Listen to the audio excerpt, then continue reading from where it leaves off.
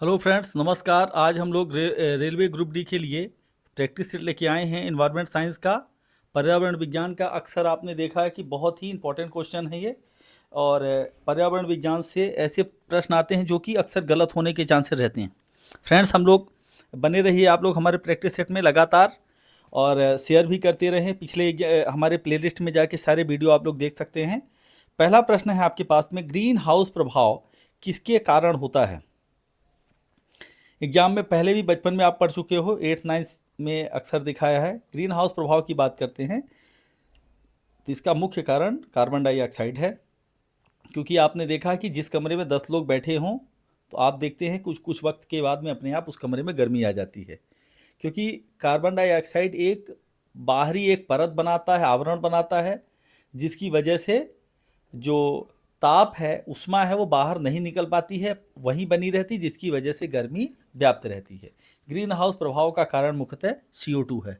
जलवाष्प भी होता है, लेकिन CO2 मुख्य रूप से कारण है। नेक्स्ट सवाल करते हैं हम लोग, ओजोन परत मुख्य रूप से किस गैस से बनी होती है? तो राइट आंसर आपके पास में ए, O3। ओजोन परत का मुख्य रूप से O3 होता है।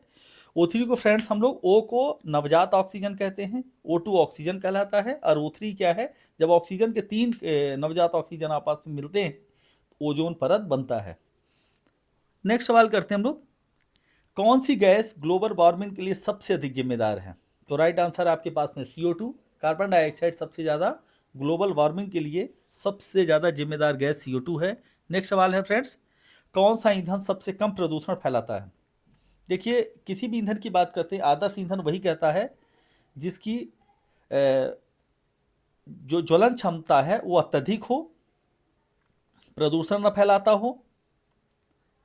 इस तरह से हम लोग देखते हैं तो सबसे अच्छा होता है जैसे CNG, डीजल, पेट्रोल और कोयला।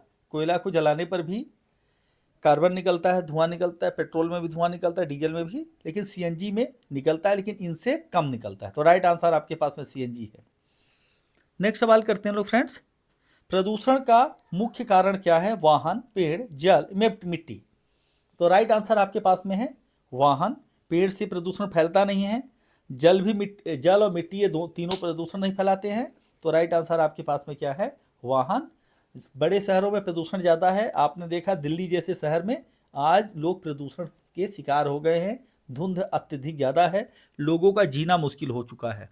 सांस की बीमारी सबसे ज़्यादा वायु प्रदूषण की वजह से होती है।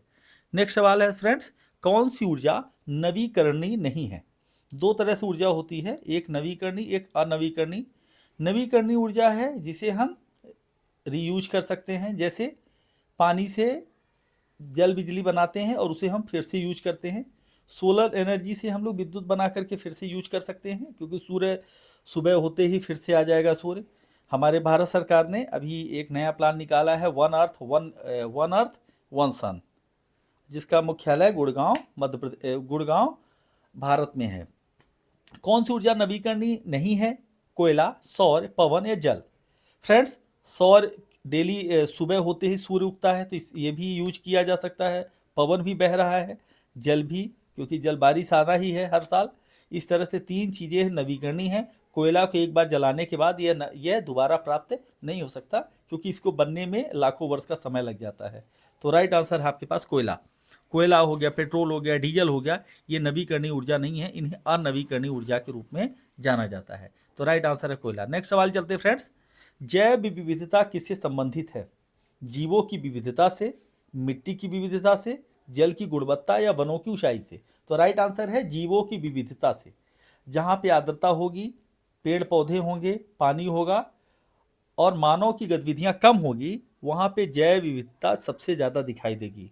जैसे हम बात करते हैं अफ्रीका में, भूमध्य रेखा के आसपास जैव विविधता सबसे ज़्यादा है, क्योंकि वहाँ पे नित्य 4 बजे बारिश होता है, हरे पेड़ पौधे हैं, तो जैव विविधता का वहाँ पे सबसे ज़्यादा आपको एक प्रारूप दिखाई देता है। नेक्स्ट सवाल करते हैं, कौन सा जल स्रोत मीठा पानी प्रदान करता है? मीठे पानी के लिए फर्स्ट ऑप्शन झील, समुद्र, सागर, खारा पानी। देखिए, समुद्र और सागर लगभग एक ही जैसे शब्द हैं, तो यहाँ पे खारा पानी ही है, और खारा पानी तो ऑलरेडी खारा है। मीठे जल का स्रोत जैसे झील है, नदियाँ हैं, बारिश है, कुएं हैं, नलकूप है, ये सभी स्रोत मीठे जल के स्रोत होते हैं। नेक्स्ट सवाल करते हैं हम लोग, क्लोरोफ्लोरोकार्बन CFC किसे नुकसान पहुंचाता है? ओजोन परत, CO2, मिट्टी या पानी? तो राइट आंसर आपके पास में ओजोन परत। क्लोरोफ्लोरोकार्बन CFC से ओजोन परत को नुकसान होता है, तो राइट आंसर आपके पास में CFC। नेक्स्ट सवाल करते हैं फ्रेंड्स, कौन सा प्रदूषक वायु प्रदूषण में सहायक है? वायु प्रदूषण में सहायक है SO2, H2O, N2 या O2? तो राइट आंसर है आपके पास में सल्फर डाइऑक्साइड। वायु प्रदूषण में सबसे ज़्यादा ये सहायक होता है। गाड़ियों से या फैक्ट्रियों से निकलने वाले जो कचरे होते हैं या धुआं होता है, उनसे सल्फर डाइऑक्साइड निकलता है अत्यधिक मात्रा में, जो प्रदूषण का मुख्य कारण है। नेक्स्ट सवाल करते हैं फ्रेंड्स, वनों की कटाई का क्या प्रभाव है? वन कटने से क्या हमारे प्रकृति में, हमारे पर्यावरण में क्या क्या प्रभाव पड़ सकते हैं, उसके बारे में फ्रेंड्स बता रहा है। तो जलवायु परिवर्तन की बात करते हैं, बाढ़ में कमी, CO2 में कमी, प्रदूषण में कमी। फ्रेंड्स आपको वनों के बारे में बता देते हैं। वन वर्षा कराने में सहायक हैं और बाढ़ को रोकने में भी सहायक है। वन एक साथ दोनों कार्य करते हैं। जिस जगह पर मिट्टी, क्योंकि उनकी जड़ें मिट्टी को पकड़ लेती हैं, तो मिट्टी का कटाव नहीं होगा, तो वही कट कर मिट्टी नदी में जाती है, जिसकी वजह से पानी या धारा का अवरोध होता है, और उसी अवरोध की वजह से बाढ़ के कारण पैदा होते हैं।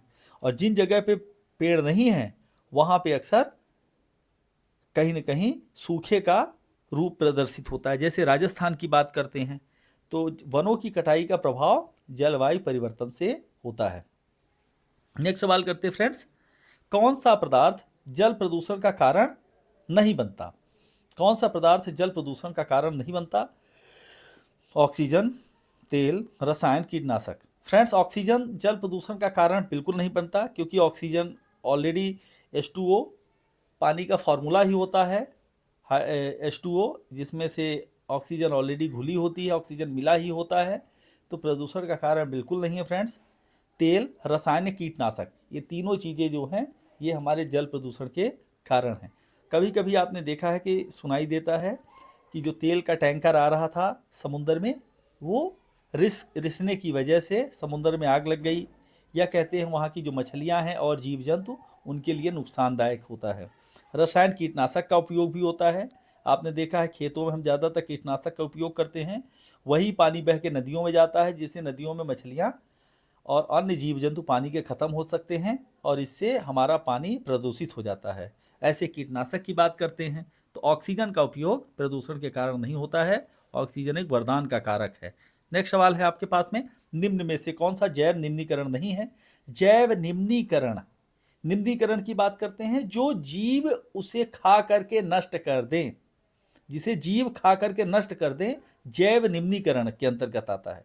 जैसे प्लास्टिक, इसे खाना जीवों के लिए थोड़ा सा कठिन हो जाता है, क्योंकि काफ़ी वक्त के बाद में डिस्ट्रॉय होता है, ज़्यादा समय लगता है। लेकिन कागज़, फूल और कपड़ा, ये तीनों में आपने देखा है कार्बन पाया जाता है। कार्बन के साथ साथ ये सेलुलोज का बना होता है, चाहे कागज़ हो, फूल हो या कपड़ा, तीनों सेलुलोज से हैं। तो इन्हें आसानी से जैव निम्नीकरण किया जा सकता है, लेकिन प्लास्टिक को करना थोड़ा सा मुश्किल होता है। इसीलिए पॉलीथीन फ्री भारत का एक नया स्लोगन जारी हुआ है। फ्रेंड्स आप लोग भी पॉलीथीन का यूज कम किया करें, ताकि हमें स्वच्छ अपने वातावरण, अपने आसपास के क्षेत्र को साफ सुथरा बनाया जा सके। आप लोग कपड़े के थैले का उपयोग करें, ताकि प्लास्टिक का यूज कम से कम किया जा सके। नेक्स्ट सवाल करते हैं फ्रेंड्स, पर्यावरण समस्याओं का सबसे बड़ा कारक क्या है?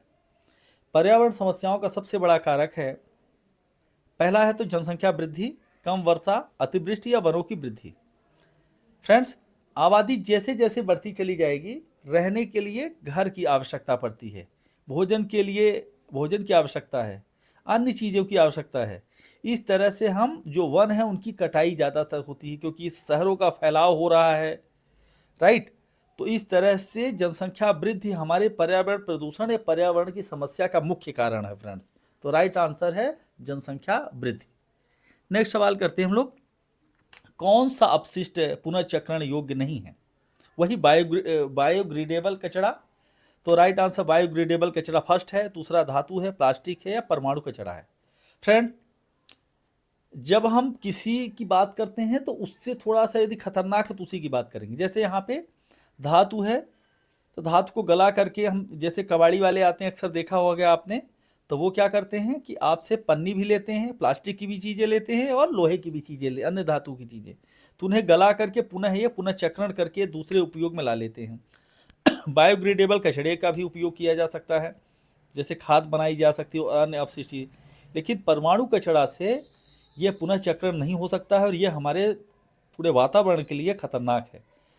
जब 1945 में 6 अगस्त 1945 और 9 अगस्त 1945 में हिरोशिमा नागासाकी में जो परमाणु बम विस्फोट अमेरिका ने किया था, वह उसका असर आज तक आपको दिखाई दे रहा है।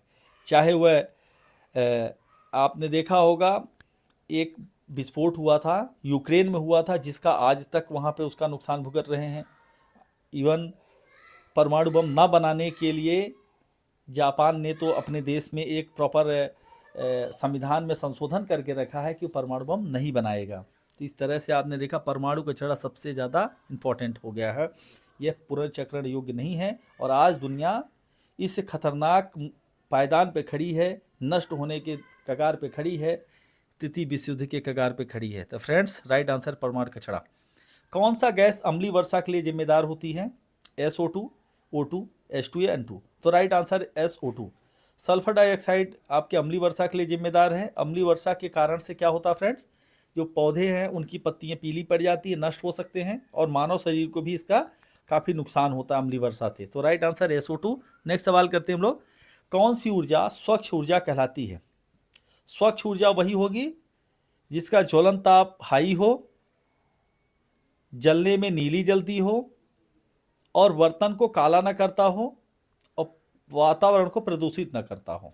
ऐसी ऊर्जा यदि आप देखिए, आप लोग अपने में देख लीजिए, कोयला को जलाने पर वातावरण का प्रदूषित होता है और बर्तन काले हो जाते हैं, डीजल भी प्रदूषित होता है, काला करता है, पेट्रोल भी। तो एक ही ऊर्जा पर ये है सौर ऊर्जा, सोलर एनर्जी, जिससे हम इसे स्वच्छ ऊर्जा के रूप में जाना जा सकता है।